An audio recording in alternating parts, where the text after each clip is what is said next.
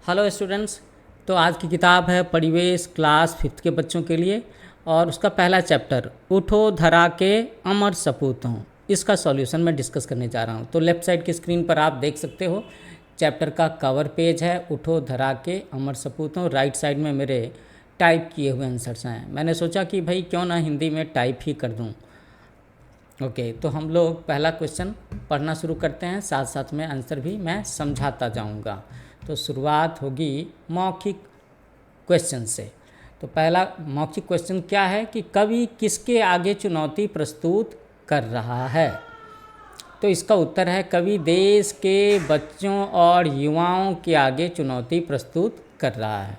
दूसरा क्वेश्चन, कवि किसमें नई स्फूर्ति और नए प्राण भरने की बात कहता है। तो इसका उत्तर है कवि भारत भूमि में रहने वाले नागरिकों के मन में नई स्फूर्ति और प्राण भरने की बात कहता है।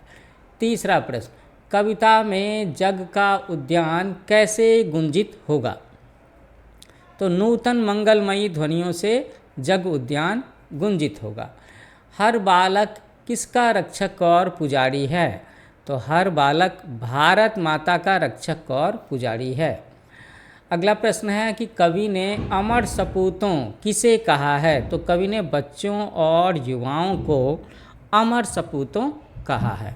ओके, अब हम लोग लिखित सेक्शन का सवाल हल करना शुरू करते हैं। तो लिखित सेक्शंस में मैंने ना क्वेश्चन भी लिखे हैं और आंसर भी लिखे हैं। तो क्यों ना मैं आंसर वाली पेज का जो स्क्रीन है उसे फुल स्क्रीन कर दूं, है ना।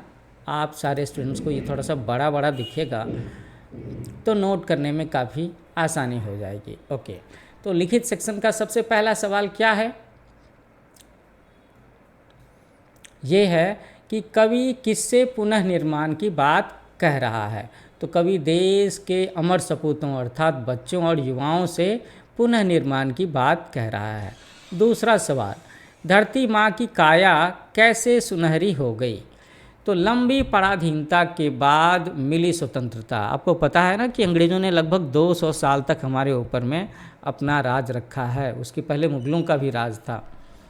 तो लंबी पराधीनता के बाद मिली स्वतंत्रता के प्रकाश से धरती माँ की काया सुनहरी हो गई। अगला सवाल है कि नवयुग का आह्वान किस प्रकार होगा।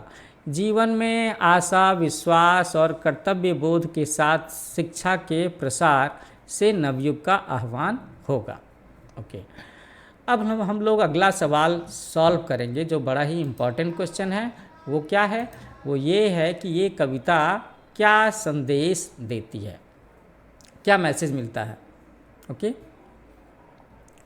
तो ये कविता यह संदेश देती है कि हमें सदैव आशावान रहकर अपने कर्तव्य पथ पर आगे बढ़ना चाहिए और अपने अच्छे विचारों एवं कार्यों से देश का सम्मान बनाए रखना चाहिए, है ना। ओके, मैं सोचता हूँ कि स्क्रीन थोड़ी और बड़ी हो सकती है, क्या हो सकती है। यस। क्वेश्चन नंबर 2, नीचे दी गई पंक्तियों के अर्थ लिखिए। तो नया प्रात है, प्रात यहाँ पे होना चाहिए प्रातः का प्रात, नई सुबह है, नया प्रात है, नई बात है, नई किरण है, ज्योति नहीं। कवि इन पंक्तियों के माध्यम से यह कहना चाहते हैं कि आज़ादी के बाद एक नया सवेरा हुआ है, चारों ओर उत्साह और नई उमंग है। हमें इसी उत्साह और जोश के साथ एक नई शुरुआत करके बेहतर भविष्य बनाना है। ओके, दूसरा सवाल है ख।